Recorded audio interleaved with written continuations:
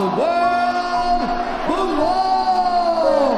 Remember the name, Muhammad. Undisputed UFC featherweight champion of the world. It sounds like all those people booing right now got a lot of tears coming out of their eyes. I see you guys with watery eyes right now. Today I wasn't feeling any different than any other day. I was actually curious why I don't feel I'm fighting for the UFC belt. I hate the state of the UFC currently. Now let me say real quick, I love MMA. I love the emotions that MMA has made me feel. But I think it's pretty clear that the UFC has had a very steep decline in the past 2 years.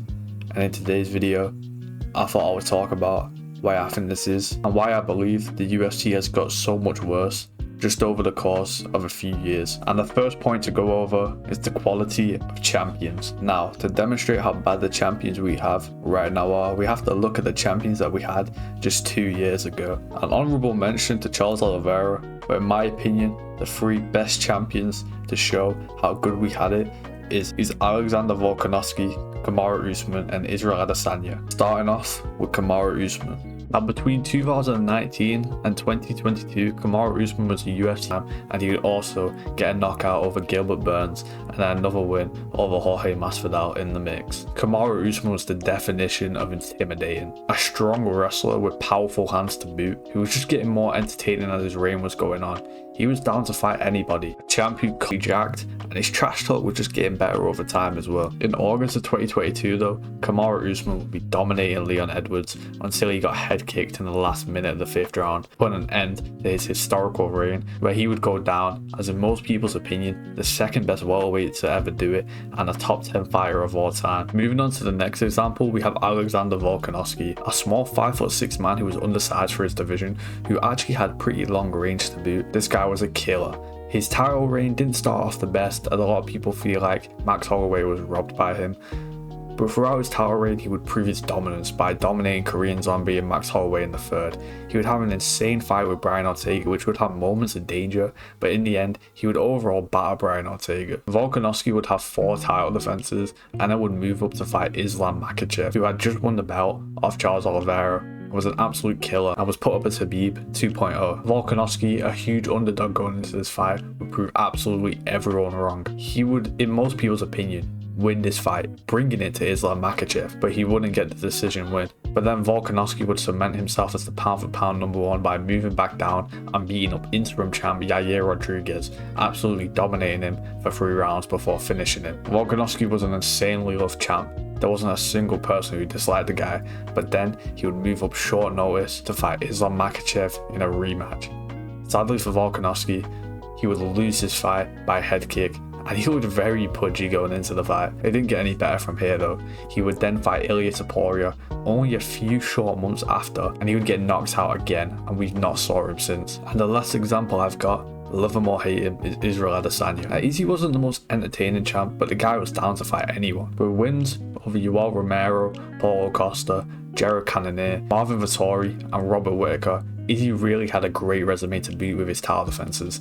Biggest star we've had since Conor McGregor. Izzy would lose his belt, but this wouldn't be the end of him. He would actually come back to fight Alex Pereira in their 4th fight overall and fighting on their 2nd at MMA, and he'd knock him out to regain his belt. But then Izzy would lose his 1st title defense of his 2nd reign to Sean Strickland, and then would fight Dricus du Plessis and lose again. And none of these guys' career is actually over right now, but it's looking pretty sticky for every single one of them. They're all in pretty shit positions. These 5 people are all the best champs of the past 5 years in my opinion, and really highlight how good we had it without even realizing. Now move on, present day in 2024, let's look at who we got. Now the first person to go over to show how shit champions have become in the last few years is Belal. Remember the name, Muhammad. Now for Belal's quote-unquote rise to the belt, it really wasn't much, and it really wasn't that entertaining. He would pick up a few good wins against Vicente Luque and Wonderboy Thompson, but he would do none of them in dominating, entertaining, or relatively impressive fashion. Belal would beg and plead for a title shot, but the UFC wasn't going to give it him. They actually skipped him over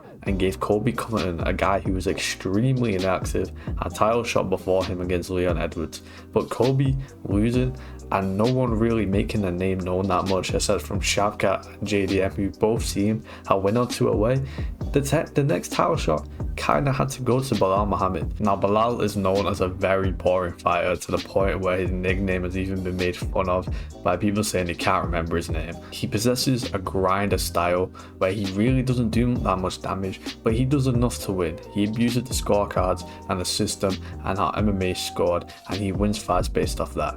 He pretty much never gets finishes, only getting 1 finish in the past 7 years, which was against Sean Brady, which was a standard TKO. It wasn't even a knockout or anything like that.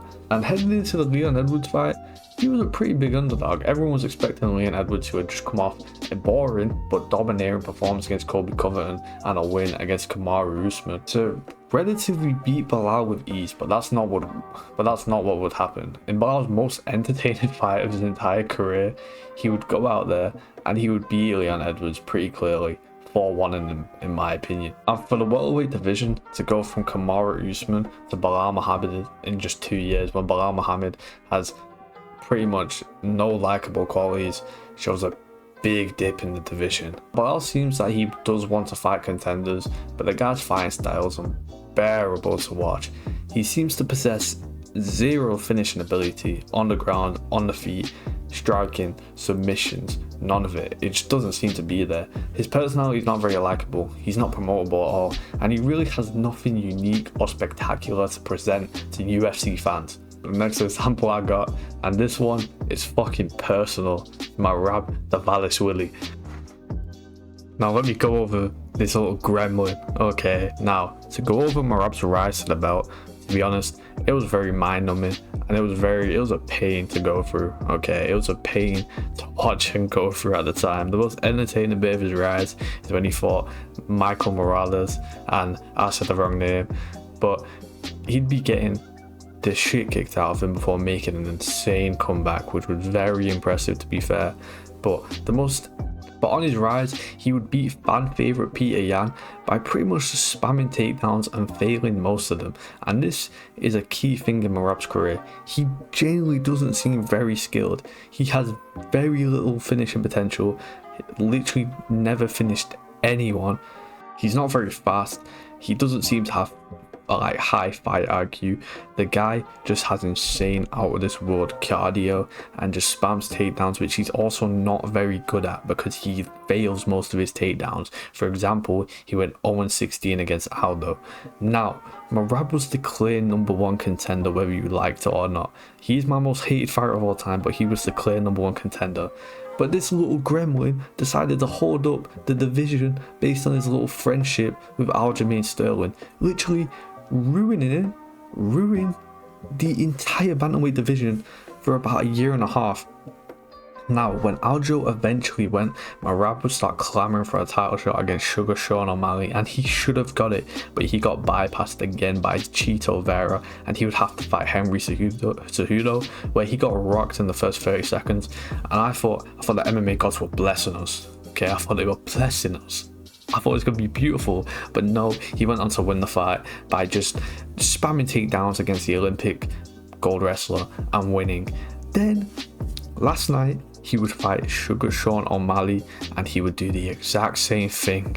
Spam takedowns, do 0 damage and win the fight in the most boring possible way imaginable. I hate Merab. Merab, I hate you. Now the next and last example I've got for champions is Jon Jones. Now Jon Jones might be surprised to see on this list considering most people think he's the GOAT of the sport, but he's on here for a very different reason than the other guys. He's just ducking the guy who he should be fighting. He's being given special privileges. He's fighting Stipe Miocic next, which just got confirmed last night, and he has a clear #1 interim champion who he should be fighting. But no, he's ducking him. And another thing I want to talk about when it comes to champions these days is that they just don't defend their belts. They all want to move up after 1 or 2 title defenses, or they pick their fights like Sugar Sean did by picking Cheeto. But right now, Jon Jones is the example of that, as he's clearly ducking his #1 contender, Tom Aspinall, who's not even his #1 contender. He's the real champion of this division, okay? Now these guys, in my opinion, really show how bad we have it nowadays. Don't get me wrong, we still have some gems up in there. Drickers, Taporia fighting wise, let me make that very clear. And then Alex Pereira. But overall, it's got so much worse for them from where we had it.